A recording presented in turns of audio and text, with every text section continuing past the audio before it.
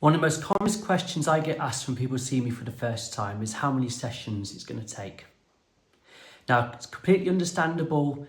I always like to be transparent and give everybody the same honest answer. It just depends. Now, before I get into it, rather than leave it there, I want to just take you through the process and your healing journey, because I really think it makes a big difference in how you understand it and how you process it.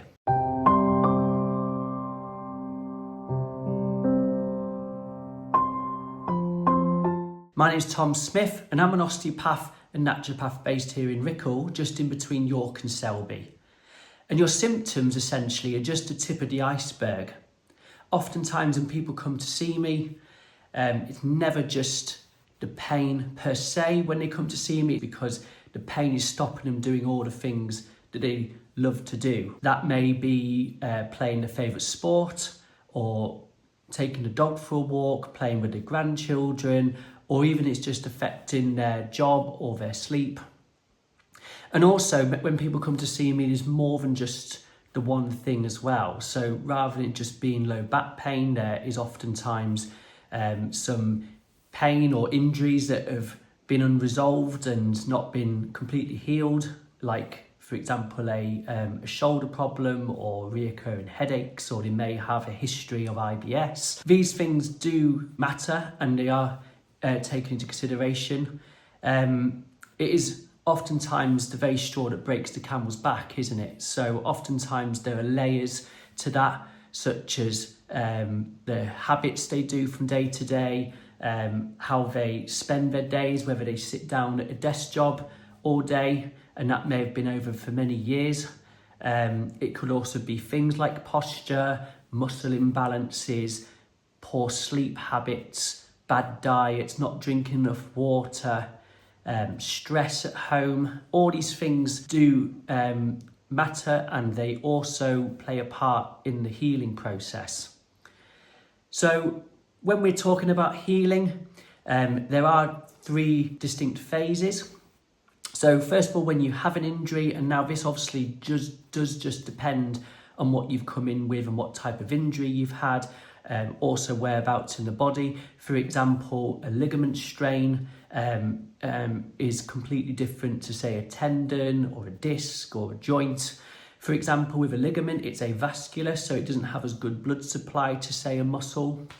For someone that has recently come in with neck pain or low back pain, and that might be associated with something degenerative, we know that it's more likely that that person's been dealing with degeneration in the low back or the neck for many, many years, and then for whatever reason they've come in or they've been in the garden and then it's become irritated.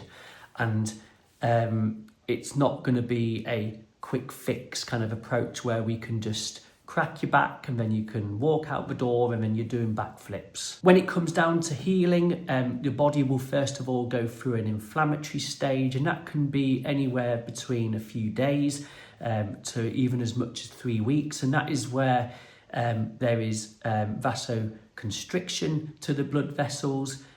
Lots of inflammatory chemicals rush to the area to help with the healing. The immune system will activate to help mop up the tissue debris, and obviously this is where you're most painful, you're most stiff, you might be hypersensitive, so for example even just touching the area might be really painful. And this can be anywhere from a few days to 3 weeks. And then you've got the fibroblastic stage, so you've got these specialized cells in the body called fibroblasts, which secrete collagen, and what their job is to rebuild those foundations and provide the scaffolding to help with the remodelling phase. And this can obviously take a little bit longer, maybe in as much up to 6 weeks. And then we move into the remodelling stage of healing. And this is where the body starts to lay down scar tissue. Those of you that know it's scar tissue will know that it will lay down extra tissue to the area. It may reduce the elasticity, and depending on how well that tissue is healed, that scar tissue may help it heal in the right way or in a dysfunctional way. And obviously healing in a dysfunctional way can lead to altered tissue tolerance, and it can be more susceptible to injury now or in the future. And it also can lead to more dysfunction in the area, which then, if you want to look at it from an osteopathic perspective or even a fascial muscle tissue perspective, that may have ripple effects throughout the body and affect the whole kinetic chain.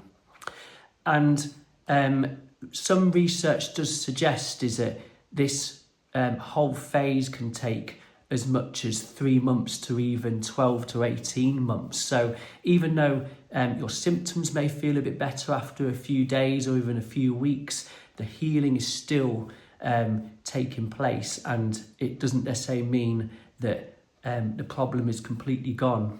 And most people in those beginning stages do get better, start to feel better, but sadly they tend to stop their exercises or stop their treatment, and then they come back in a few weeks later or even a few months later with the same problem again.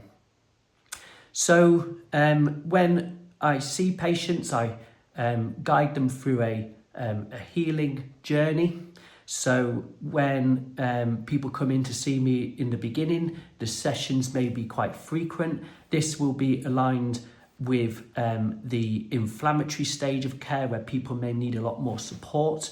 So that may mean that people may need to come in every few days, maybe twice a week or once a week, depending on the problem.